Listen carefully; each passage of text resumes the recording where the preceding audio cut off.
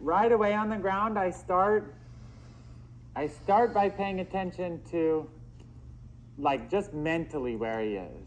And with the young horses, they're so stimulated by everything out there, and eventually I want to draw him back into me mentally. So I do that by engaging him, by asking questions, and I want to see if I can get him moving around and draw his mental attention back to me. So I start here, just asking him to move. Good. And see if I can mentally change that he comes back to me. Come. In this too, he has to be respectful of my aids, of my space, that he bends in the body like this.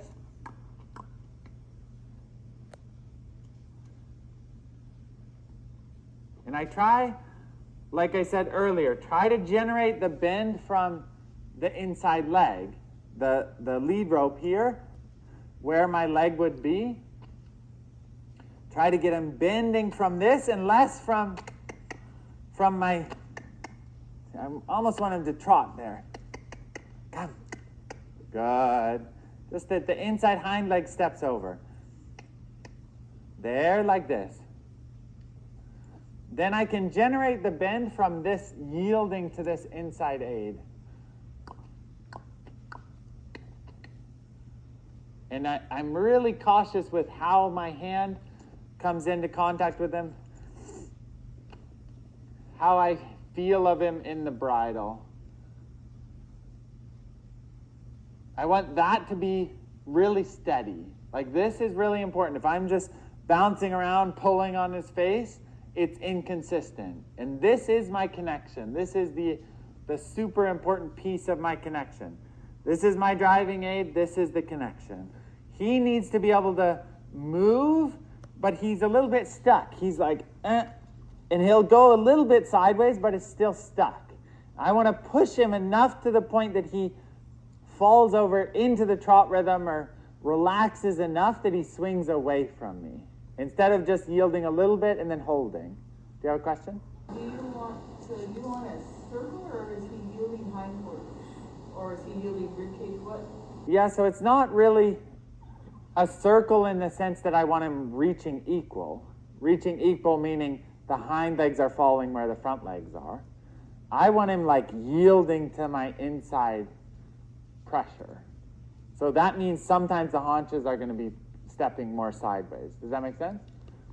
And so it's definitely, it depends on what I want. If I want him more reaching equal, I want to be able to control that I send him out here and he, what I call reaches equal. The hind legs fall in the same track as the front legs, right? Then, but see, this has less me asking questions and him, he's just kind of going around, right? Where if I make him yield away, I'm asking a little bit more questions that he has to respond to. So I force a little bit more of the issue. So I step in and I say, can you yield? Can you yield? Can you yield? Like this, a little bit sideways, drifting. The hind leg needs to step over and under. Come. And he's a little stuck there.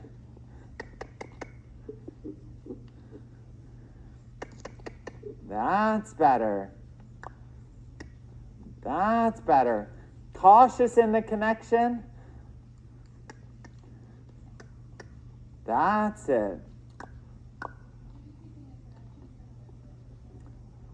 Right.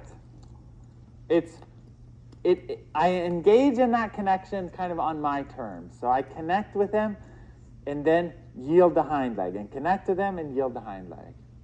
But sometimes I disappear in the contact here, because if I open it up, there is no connection here. But there's a moment where I do connect with him and ask him to come around.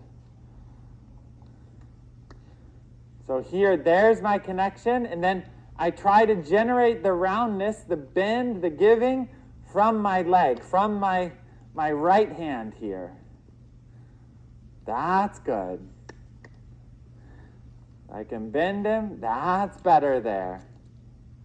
And so that is, eventually I can draw him in mentally there. I want that feeling that he's bending in the body and mentally turning around looking at me. But I don't know if you guys can see, there's a spot there where he's a little bit stuck and I don't feel like I can move him, you know? So I want to try to work on that where I have more and more the feeling if at any moment I want to, I can move those feet.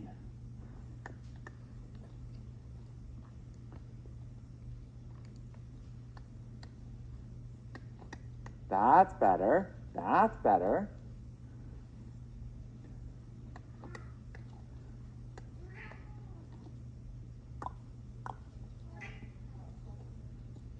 But if we can gain control over that by affecting the body, if I can yield the hind leg and control the bend, we can start affecting the mind, you know? And get him more into that relaxed state of being.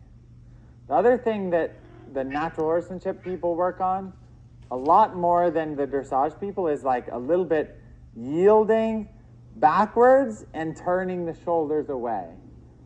So, like in natural horsemanship, they talk about changing directions, that they can yield the hind leg away, like this, and then this change that the front leg steps through here. And this change is important that he comes back on the hind legs and brings the front end through. So I'll step him through here, use my energy here to say, can you back up? And step the shoulders that way. Not forward, back. There, yeah, and the shoulders go that way. Like this, and backwards.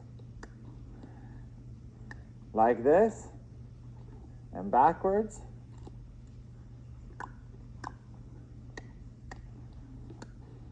There, like this. And when I'm watching this, I want the right front to step like back behind the left front. Behind. Because if they, think of it this way, what I'm looking for in the change of direction is I want them like really respectful and coming round in the top line and coming back on the hind leg. So, okay, so you're the person, I'm the horse. I yield my hindquarters. I get set up to change directions, right? Now I'm set up. If I step forward, I fall forward and come through the other way, right? What I want is that they yield the hind leg under, shape up here, step back, and then change directions. It's also like, for the horses, it's about respect. That they are a little bit yielding to your space, respectful of your space. Right? If I change direction and he steps into me and runs me over, or cuts through here, he's kind of encroaching on my space.